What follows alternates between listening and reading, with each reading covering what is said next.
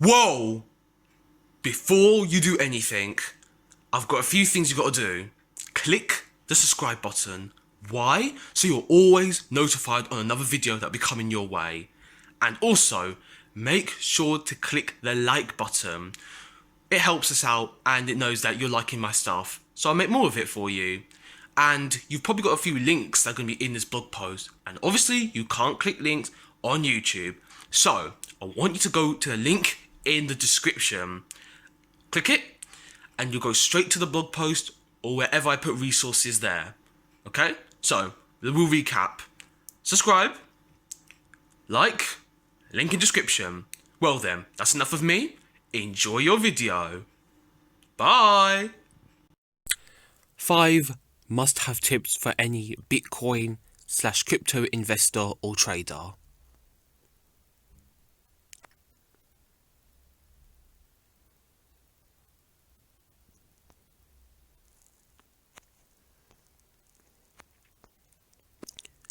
Many of us experienced a fantastic bull run in 2017 and a painful bear run in 2018. Hopefully we learned a few lessons along the way. In this blog I'm going to be sharing to you my top 5 must-have tips for any crypto/Bitcoin investor or trader to maximize your portfolio and minimize your mental pain as we hopefully transition into a bull run. But before we start, don't forget to add me to your favorite social medias. Why? Because I publish on LinkedIn, Twitter, Pinterest, YouTube and this blog with content that will transform you into a stronger and smarter entrepreneur and investor, also thinker. I also give discount and referral links that you can get access to, so you can have juicy discounts and deals on equipment that you may already be thinking of getting. You wouldn't want more discounts and bonuses, would you? Also, I hand you motivational quotes that keep you inspired and uplifted.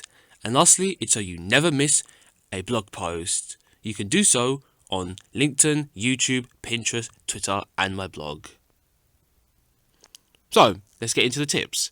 Tip 1. Make a plan, but be nimble.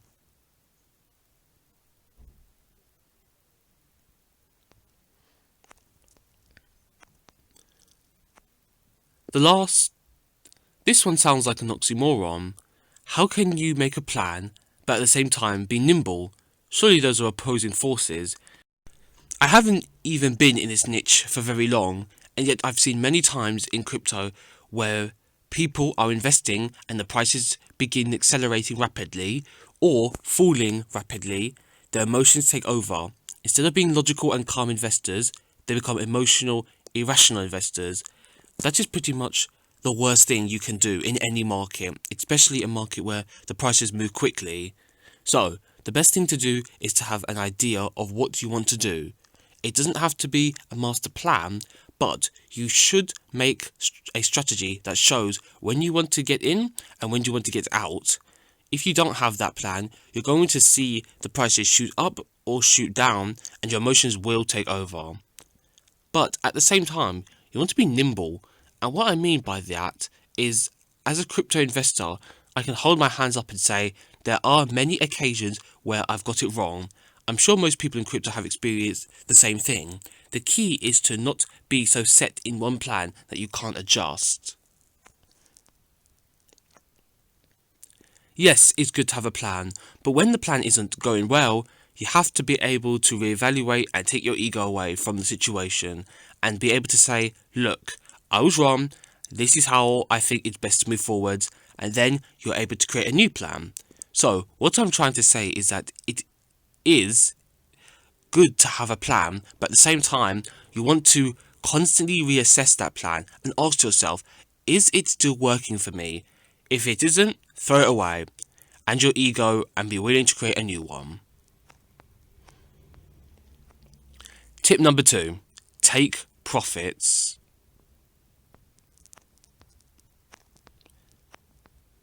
Tip number 2 is to take profits. In the last bull run, many people made life-changing sums of money and then lost it. What is the point of making a life-changing sum of money if you can't catch anything? Now, I understand the temptation of people who want to be in the bull run for as long as possible, and quite frankly, it is impossible to pick when it will peak and when it will hit the bottom. Therefore, a good strategy is to take gradual profits as you go along. If you ever get into a situation where you have a life-changing sum of money in crypto, it is a good idea to cash out a certain percentage. Now, whether the percentage will depend on your risk tolerance. For example, I'm relatively young, and if things go completely terrible from now and crypto somehow goes to zero, well, I'm young enough that I'm okay with it and I can bounce back. If you're near retirement age, you need to have a different kind of risk tolerance. If you have a mortgage, you need to have a different risk tolerance. You need to assess your own personal situation and ask yourself, how much are you okay with making? But at the same time, how much are you okay with losing? If you ever see a portfolio go into the stratosphere and you have incredible sums of money in crypto, ask yourself the question, are you okay with losing it? If you are, then maybe it's okay to let it ride. If you are not, then it's probably time to take some of those profits. Many people ask themselves one question, which is, am I happy if it continues going higher? But they forget to ask themselves the question, are they happy if it goes lower? And they might lose a large percentage of their holdings. Don't be that person. Hopefully we've learned from the last bull run market, followed by a painful bear market. That's just as things can go up, they can go down as well.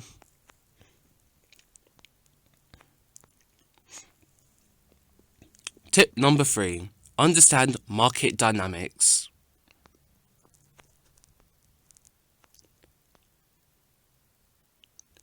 Tom said in several videos that he has a business background and he studied a master's in business university. So when Tom came into crypto for the first time, Tom focused heavily on the fundamentals. He would do 4,000 word reports on just about everything that the project was trying to do, and Tom would assess details such as token velocity. Now, Tom does say at times that he's not going to explain in detail about this since he doesn't think it's necessary. However, he did say this in a video. I think that it's so influential that over the next 10 years we're going to see 95% of utility tokens trend to zero because of token velocity alone. Wow, that's incredibly impactful. And yes, after a while, Tom came to realize that most people don't understand token velocity. And since most people don't understand token velocity, they're probably not factoring it into their investment decisions. So when Tom was looking at the projects and saying, that's a terrible token velocity, I won't go near it, many people were doing the same. And as a result of the price of those tokens would sometimes increase. This is why you have to understand your time frame if you are a long-term investor.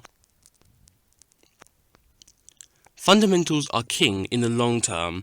For any market, they will eventually push out everything like hype and marketing, which are important in the short term, and fundamentals will be the most important factor. So, if you're a long-term investor, it's important to understand things like token velocity and how token use case is such an important element. But if you're a short-term investor, and unfortunately it pains me to say it, many people don't understand token velocity, or even sometimes token use case. So those things can be outweighed by things like hyper marketing and speculation. Now, it does sound stupid, yeah, I agree. Even I came into the market and thought it was all about fundamentals, and I wish it was. But the truth is, Tom has invested for the short term with the outlook of just fundamentals. And it wasn't anywhere near as successful as when Tom began factoring in market dynamics. And what he means by market dynamics is understanding what causes prices to move, and then trying to spot those patterns in other projects.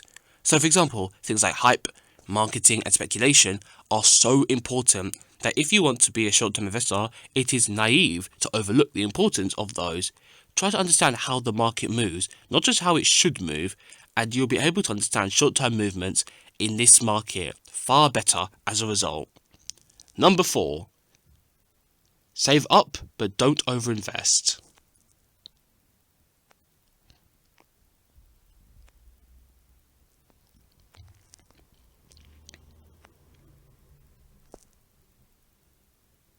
Here is the key factor when I say don't overinvest.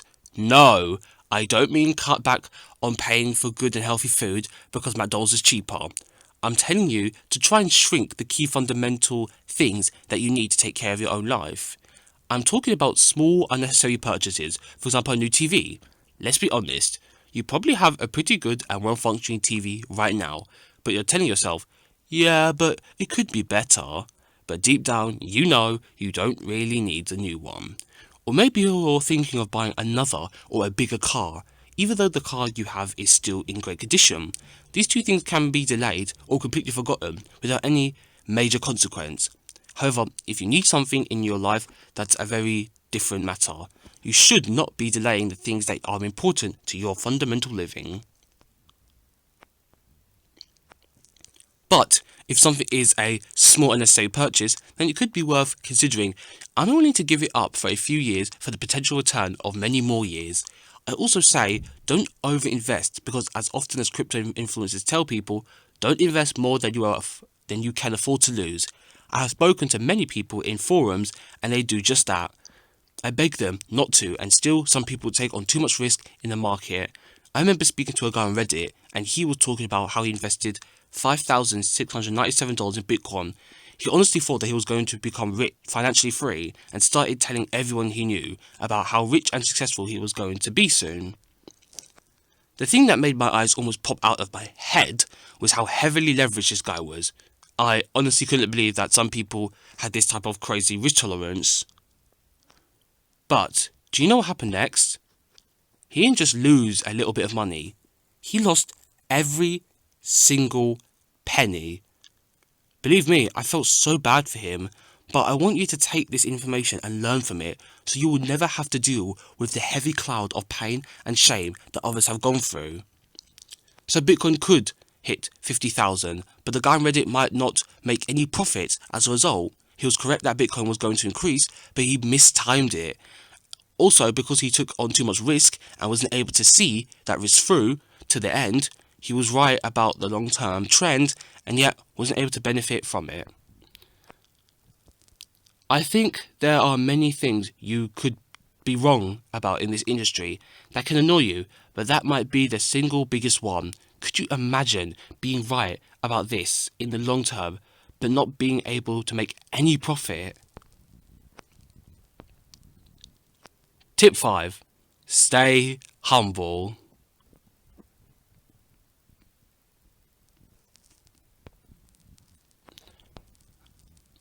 Don't talk about Lamborghinis, this applies to Teslas too, or any nice cars. Please, just don't do it.